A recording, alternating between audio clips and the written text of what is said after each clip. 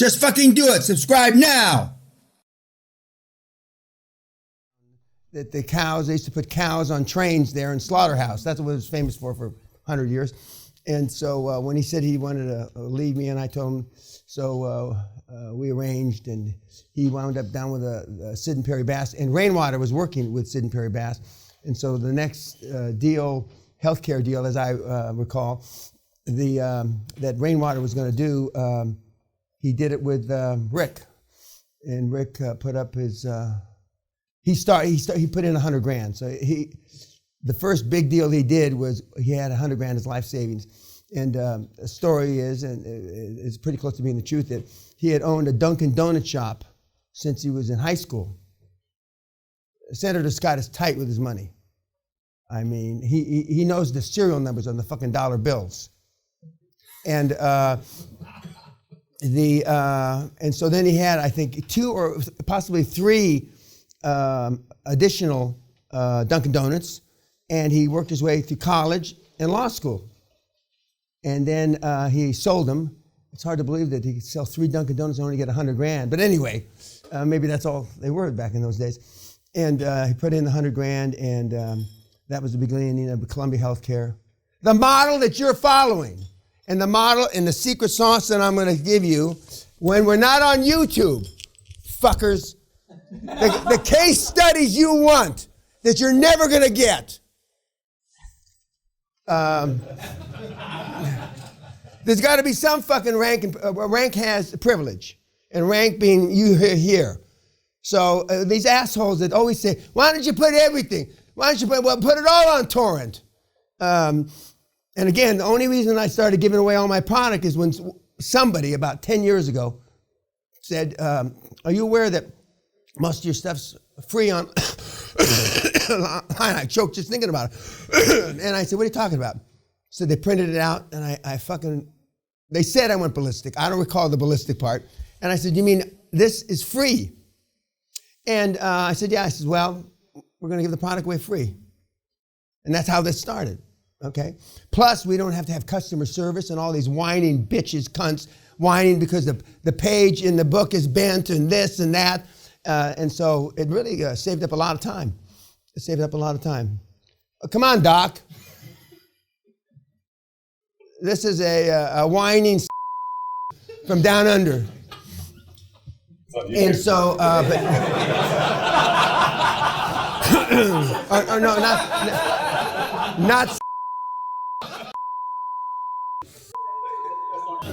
That's on YouTube. That's not good. And so the rest is history. And if you recall, now Senator Scott, his first acquisition was in a few $100 million, and then his next he made 3 acquisitions, bam, bam, bam. And normally that is a red flag, meaning that one of the first acquisitions was tanking. And you want to buy the second acquisition and the third acquisition as soon as humanly possible, so you can hide the fact that the first one is in the tank. And of course, I'm sure Senator Scott would deny that, but if you learned anything from me, you learned that. Because when I was making the acquisitions, most of them, we were a public company. So instead of reporting earnings every 3 months like they do in America, in the Great Britain, you report every 6 months. So you had 6 months to make up for the fuck up before you had to put it in the public domain. And the rest is history. And he built the largest healthcare company in the history of the world. And then the Clintons got after him. And the story is, a legend has it, that he testified in front of Congress as being the CEO of the largest healthcare company in the world at the time. And he made Hillary Clinton look like a fool. Because if you remember, President Clinton gave the healthcare program, the revamping of it, to his wife. And so, and Rick is slicker than baby shit. I mean, so he made her look like a fool. And so after the hearings, legend has it again, she told then just CEO Rick Scott that when Bill and I get reelected, we're going to have your head on a stick. They got reelected, and then the Department of Justice went after him and almost put him in jail, and crucified him basically, and made him leave. They split up Columbia Healthcare into at least 2 entities, as I recall, maybe more than 2. And so, but he started with Rainwater and originally the Bass Brothers. And he's made a shit ton of money.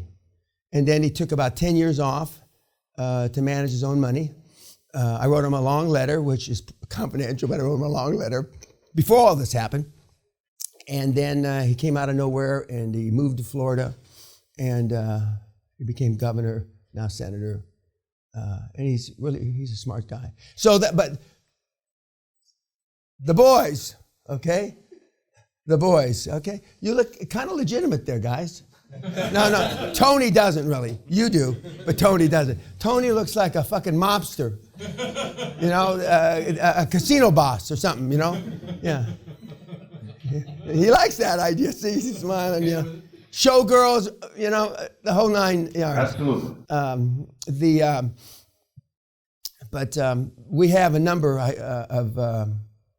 of kids, mentees like these two brothers, that I get pictures from time to time of them stepping up in the world, so to speak. And but I mean, when, in my judgment, when Senator Scott becomes president after Trump, although I'm hearing more and more that Trump's going to go to the and change the Constitution so you can be president more than twice. That's what I heard. I mean, so Rick may be too old to run for president after Trump is president 4 or 5 times. But I think that most of the heads of countries are envy Putin. Not for how he acts or does, but I mean the fact that I'm going to be president forever. Because once you have that power, you don't want to fucking let it go. And it's the same when you have a lot of money.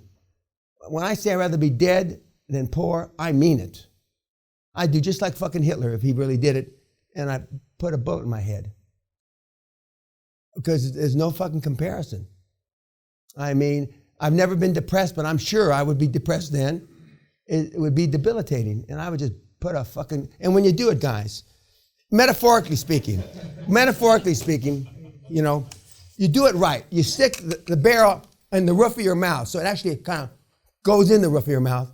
So, because I've had kids blow their face off because they fuck it up. They can't even kill themselves right, metaphorically. I would never, everybody deserves to have a life, and everybody deserves, fuck you.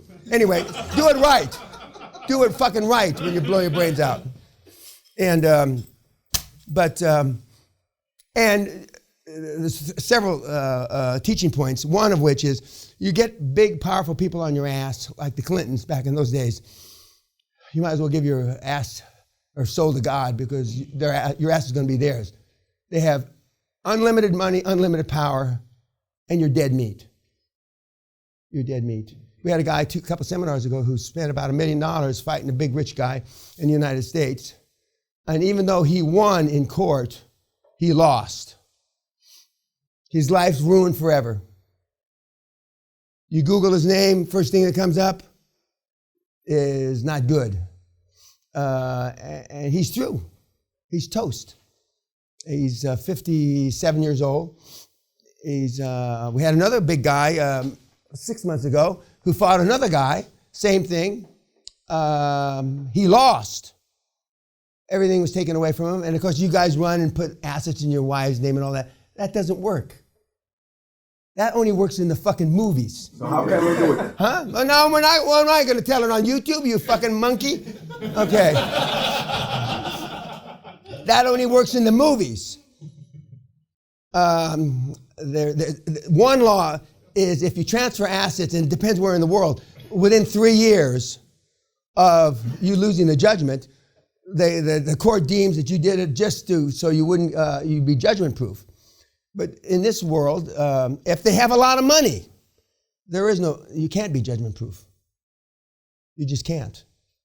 And but that sounds good when you're going to put your assets in your wife's name. And then what I like is when your wife leaves you. That's and just like when you say that your significant others are going to be supportive, sure they are. We talked about one yesterday, highly successful guy, and his wife leaves. And the kids. Huh? With the kids. She loves the kids. Yeah. Fuck those kids. I'm telling you. If you really, in your inner guts, kids, and Brian is still in some euphoric stage because he's got 2 new sons. That's bullshit. Your kids you will live long enough, unfortunately, for them to embarrass you. You will live long enough for them to, make you sick to your stomach. I mean, believe me, the best of kids.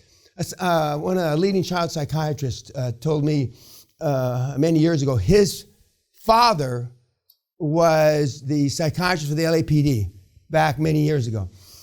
And he said that you have a 1 in 3 shot. This is if you do everything right. You've got a 1 in 3 shot for the kid to turn out all right. 1 in 3. So he says, have 3. Then you got a shot. You've got a 1 in 3. Either they're going to be sick, God forbid, Allah forbid. They're going to all kinds of things. But even the best kids will make you wish you never had them. When I say, I wish I could do it, bend it like Beckham. You remember that movie? But I can't do that. Now with my artificial knees, if I lean back too far, I lose my balance. So I hold on to the chair, and then I kick the kid's head to the curb. Any questions? Yes, sir. Yesterday at the breakout, you told a story about giving a guy in Tennessee a check. I was wondering if you could just... Oh, yes. Tony was saying about how you treat the people well and you pay him. Of course, him treating people well, him and his brother here, is not what I call treating people well. There's a big dichotomy, and it's called dollars and cents. Tony, I made a joke about they take him to Starbucks for lunch or something. He probably doesn't even do that. But when we took over the Bow Valley Coal Company many years ago, now you got to remember the Canadians.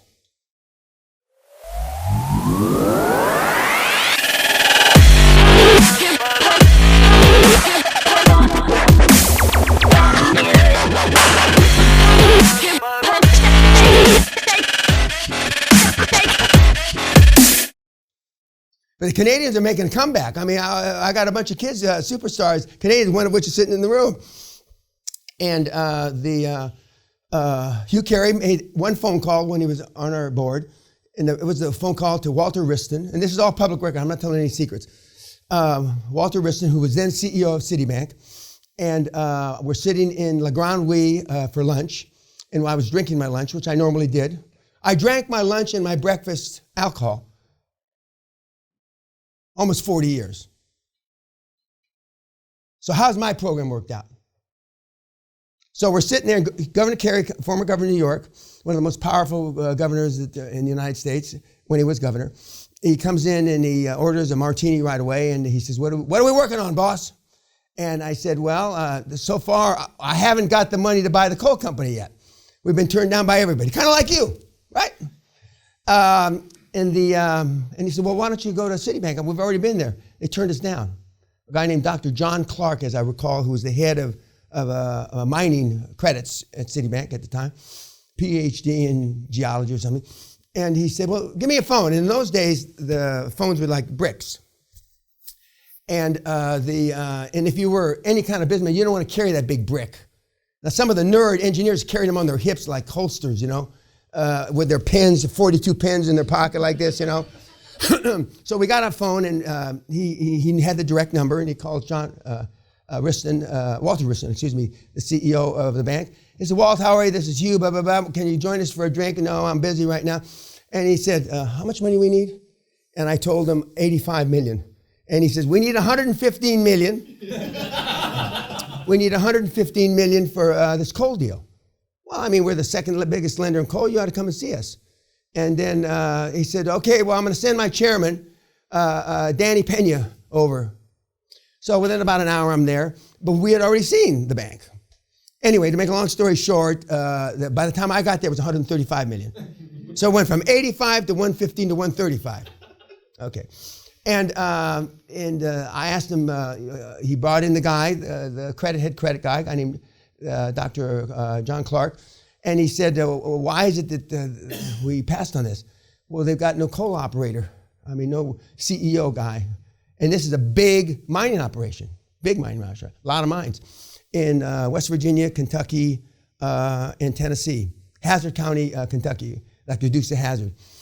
And so I said, well, who are the top 4 or 5 coal operators in the country? And they named 5 guys, and the 5th guy was Goins, Clyde Goins, who was the outgoing CEO of Bow Valley Coal. And they said, but he's gone because he's retiring. I don't think he's retiring. Now, I'm making this up on the fly. Now, you wouldn't, nobody in this room, except for maybe the Goomba brothers, would make it up on the fly. Now, some of you would construe that as a lie. I didn't. I was just telling something that I knew I was going to be able to get done. And so, and they said, well, if Goins is there, fuck, this is a done credit. This is, anybody in New York will fund this. I heard that. So I left there, I went to the airport, I rented a plane, a jet, and we flew down there. And in the meantime, my crack staff, and the reason why I say crack, because it could stand like crap.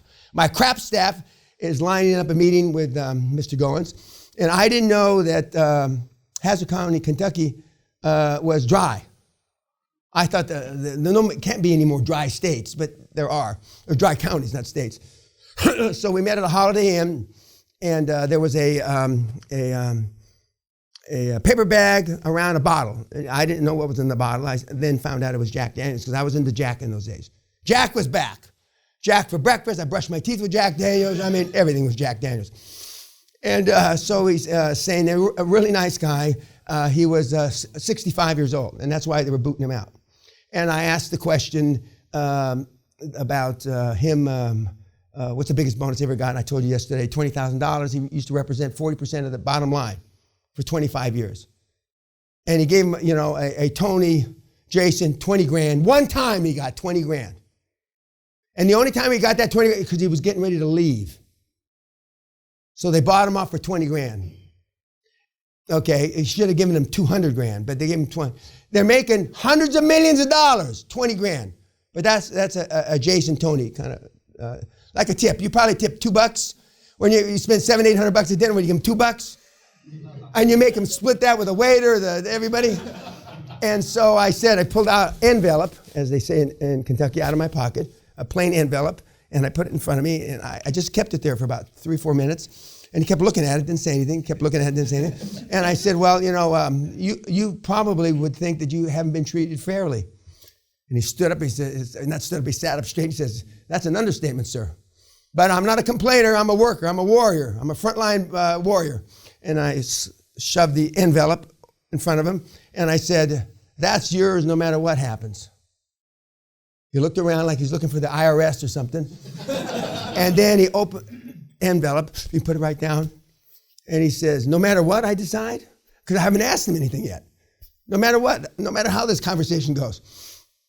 And he didn't pick it up yet, and I said, well, I want you to consider staying on another 5 years, or until you want to leave.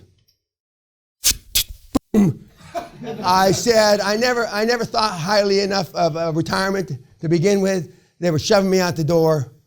You got yourself a CEO. I'm immediately on the phone, and the Citibank guys are cranking out the credit forms, and we didn't really go through any committees, and we got $135 million. We bought a couple other assets in addition to Bow Valley Coal. We bought Bow Valley Construction Pipeline, Bow Valley Drilling, and a few other things that weren't really for sale in the package, and the rest is history. And then he, until I got thrown out, was the leading coal operator. I mean, in fact, the exploration side of the business leaned on the coal side of the business, because it was just, we had 25, 30, 40-year contracts with various states. And so they just, the company shit money. I mean, we bought it for like 1.3 times cash flow. I mean, and it just shit money. And it supported a lot of other endeavors, not all of which were successful. Because when you have endless amounts of money, then you're not as stringent. And that's why big companies have budgets, as Sally would say, to keep constraints on you. And nobody likes constraints. Ask Josh Kim about constraints. But it allowed us to grow. It allowed us to be a big deal in the not just the exploration business, but that's why we called it, I now know why I called it Great Western Resources, because we were going to have more than one resource. But me paying people up front, and in some of the businesses you're going to see that to get their attention, you just give them 25 grand. Instead of all that bonus money that you're going to split up for yourself, you give the owner, the old owner, 25 grand or some number. And as Tony pointed out quite vividly yesterday, well, what do you need? You ask them. So then you can more or less corner them in to what you want them to do. But paying out, you have the money to pay out. The challenge is when you start paying bonuses based on transactions, they get used to it. And then you're not making an acquisition. Then the rumors, well, is the old man satiated? Or you're the old man or the boss? What's wrong? How come we're not buying anything anymore? And then they start to leave. And your transaction junkies, your team that you have built up, they'll come to you, depending on your relationship with them, and say, well, what's going on here, Dan? You brought us in because we were going to do a lot of deals, and we were going to get paid for those deals. And then the directors are the last ones to complain, if you will, because they never got any money anyway. The first money they ever saw is from you, and they're seeing a big picture, and that's why the employees, I believe in transparency from the top to the bottom to the person that drives your car or cleans the floor, that everybody has to know that everybody's not getting paid bonuses because we're not doing deals. Now we have existing cash flow, and you can pay bonuses out of existing cash flow. And I don't like to pay bonuses at the end of the year because then they equate them to Christmas bonus or holiday bonus. And that's not what it is. And in their mind, there's always a Christmas or there's always a holiday season. And so they figure that they're always going to get a bonus. But if we're doing no deals, we only lost money 1 6-month period in the history of the company when I was CEO of a public company, once in 10 years. So when there was no Christmas bonus in their mind, I was the devil. They always thought I was kind of the devil reincarnated anyway. But when I didn't pay the Christmas bonus, because then they start to depend on it. They budget getting 15 or 19 or 22% of their yearly compensation at Christmas. You didn't tell them that. No place in any papers. And then you most likely get a morale problem. But that's a story about Clyde.